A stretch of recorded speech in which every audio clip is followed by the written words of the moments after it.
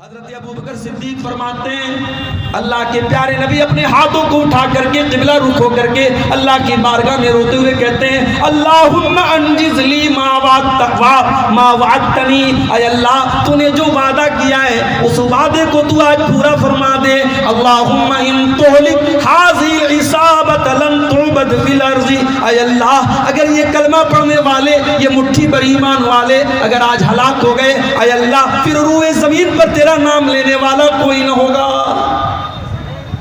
اتنا روئے اللہ کے نبی کہ ابوبکر صدیق رضی اللہ تعالیٰ عنہ پیچھے سے آگے چمٹ جاتے ہیں اللہ کے رسول سے اور کہتے ہیں کفا کا مناشدتک ربک، اے اللہ کے نبی بس کیجئے، اللہ تعالیٰ آپ سے جو وعدہ اللہ نے کیا ہے وہ وعدہ ضرور پورا کرے گا۔ اور اللہ نے وعدہ پورا کیا۔ سورہ انفال کی آیت نمبر 9 نازل ہوئی، اذ تستغیثون ربکم، استستغیثون ربکم، یاد کرو جب تم اپنے رب سے مدد مانگ رہے تھے، اللہ نے تمہارے اوپر 1000 فرشتوں کو اتار کر کے تمہاری مدد کی تھی بدر کے میدان میں۔ تو یہ وہ رونا تھا جو اللہ کے نبی اپنے صحابہ کرام، مٹھی بھر صحابہ کرام کے بارے میں سوچ کر کہ اے اللہ اگر آج یہ ہلاک ہو گئے تو پھر کون اسلام کا نام لے گا۔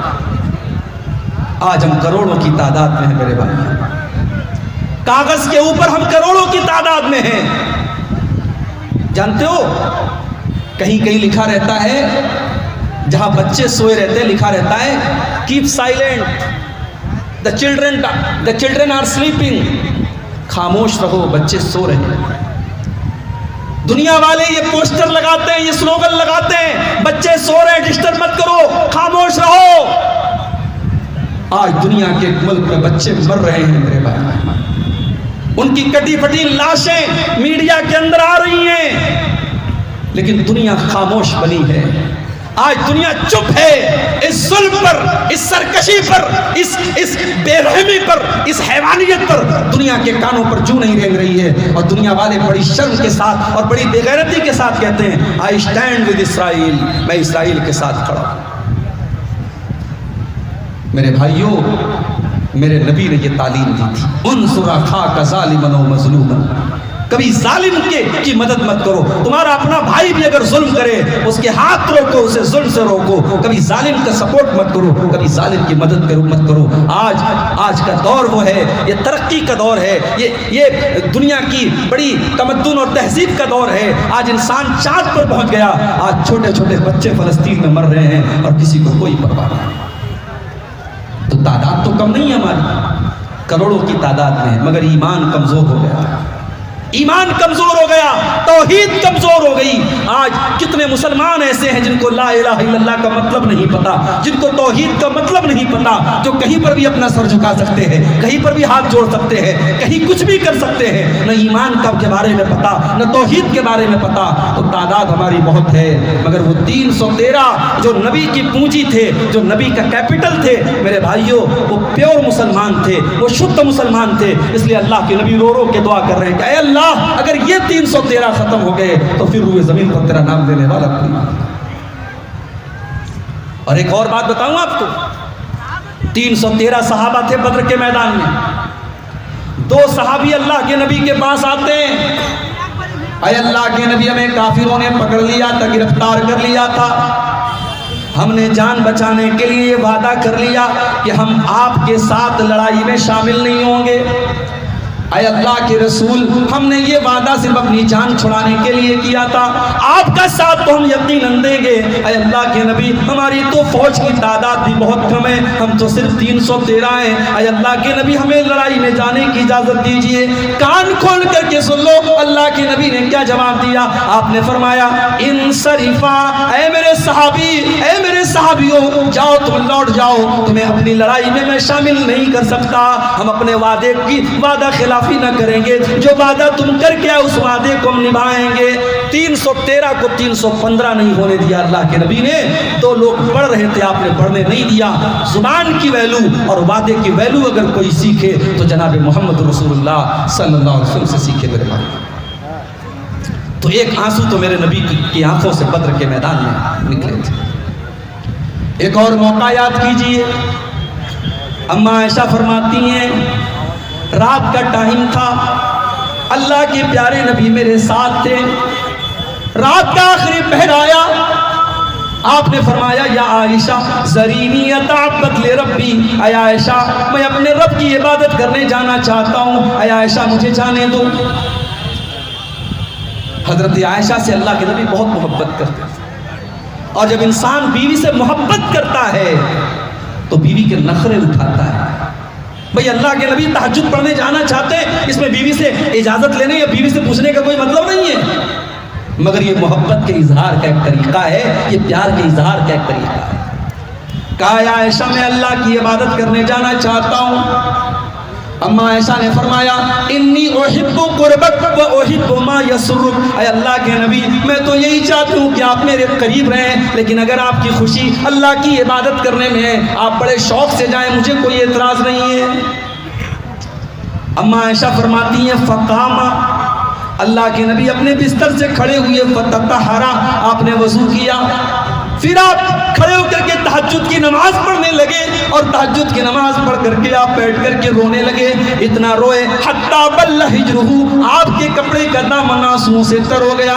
پھر اس کے بعد پھر آپ کی آنکھوں سے آنسو بہنے لگے. اتنا روئے حتی بلت لحیتہ, یہاں تک کہ آپ کی داڑھی آنسوؤں سے تر ہو گئی. پھر آپ رونے لگے حتی بلت لحیتہ, یہاں تک کہ زمین پوری کی پوری آپ کے آنسوؤں سے بھیگ گئی.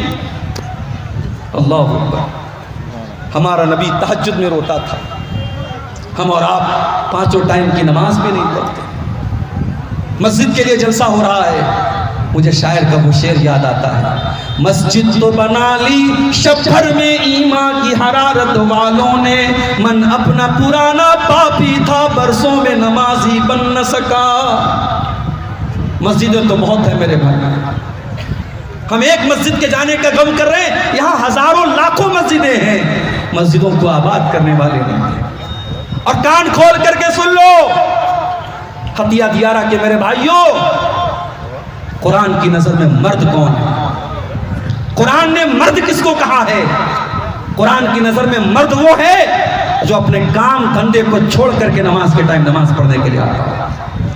قرآن کا 18واں پارہ اٹھاؤ, اللہ فرماتا ہے سورہ نور کے اندر, رجال لا تلہیہم تجارت ولا بیع عن ذکر اللہ واقام الصلاۃ وایتاء الزکاۃ. حقیقت میں مرد تو وہ ہیں, حقیقت میں مرد تو وہ ہیں جو نماز کے ٹائم اپنے کاروبار کو چھوڑ دیتے ہیں, اپنے لین دین کو چھوڑ دیتے ہیں, جن کا بزنس جن کا کاروبار نماز سے بڑھ کر کے نہیں ہے. ہم تو اتنے بڑے بزنس مین ہو گئے, ہم تو اتنے بڑے کاروباری ہو گئے, ہم نماز چھوڑ دیتے ہیں اپنے کاروبار کے لیے, اپنے بزنس کے لیے, اپنی نوکری کے لیے. میرے بھائیوں کہیں ایسا نہ ہو وہ کاروبار ہمارے لیے وبال بن جائے, وہ دولت ہمارے لیے مصیبت بن جائے, وہ نوکری ہمارے لیے مصیبت بن جائے.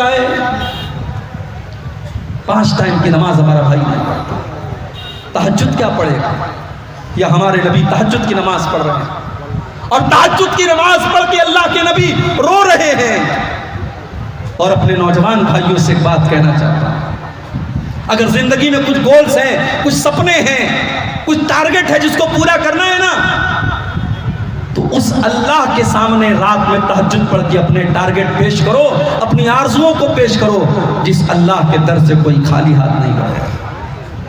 رات کے ٹائم جب دنیا سو رہی ہو, اگر بندہ اللہ کی بارگاہ میں کھڑا ہو کے اللہ کو یاد کرتا ہے, اللہ کو بندے کی یہ ادا بڑی پسند آتی ہے. اللہ نے ایسے لوگوں کا ذکر قرآن میں بھی کیا ہے, تتجافى جنوبهم عن المضاجع يدعون ربهم خوفا وطمعا ومما رزقناهم ينفقون. میرے جنتی بندے تو وہ ہیں, میرے متقی بندے تو وہ ہیں, میرے مومن بندے تو وہ ہیں, جب دنیا آرام سے بستروں پر سو رہی ہو, وہ بستروں سے اٹھ کر کے اللہ کی بارگاہ میں نماز پڑھتے رہتے ہیں, وہ اللہ کو یاد کرتے رہتے ہیں. اللہ کے نبی تہجد کی نماز میں رو رہے ہیں میرے بھائی. فجر کا ٹائم ہو جاتا ہے, حضرت بلال آتے ہیں آپ کو نماز کی اطلاع دینے کے لیے. کیا دیکھتے کہ اللہ کے نبی کی آنکھوں سے اس قدر آنسو بہے ہیں, آپ اس قدر روئے ہیں, آپ کی داڑھی آنسوؤں سے بھیگی ہے, زمین آنسوؤں سے بھیگی ہے, آپ کے کپڑے آنسوؤں سے بھیگے ہیں. حضرت بلال کہتے ہیں اے اللہ کے نبی آپ اتنا کیوں روتے ہیں؟ اللہ اللہ تعالیٰ نے تو آپ کی اگلی پچھلی ساری خطائیں معاف کر دی ہیں، آپ تو بخشے بخشائیں، آپ اس قدر کیوں روتے ہیں؟ اللہ کے نبی فرماتے ہیں افلا اکون عبدا شکورا، اے بلال کیا میں اپنے رب کا شکر گزار بندہ نہ بنوں؟ اگر اللہ نے مجھے یہ مقام دیا ہے، اگر اللہ نے مجھے اپنا آخری نبی بنایا ہے، کیا میں اپنے رب کا شکریہ بھی ادا نہ کروں؟ اس کے بعد آپ نے فرمایا اے بلال آج کی رات میرے اوپر قرآن کی ایک آیت نازل ہوئی ہے، جو انسان اس آیت کو سن کر کے اس پر غور نہ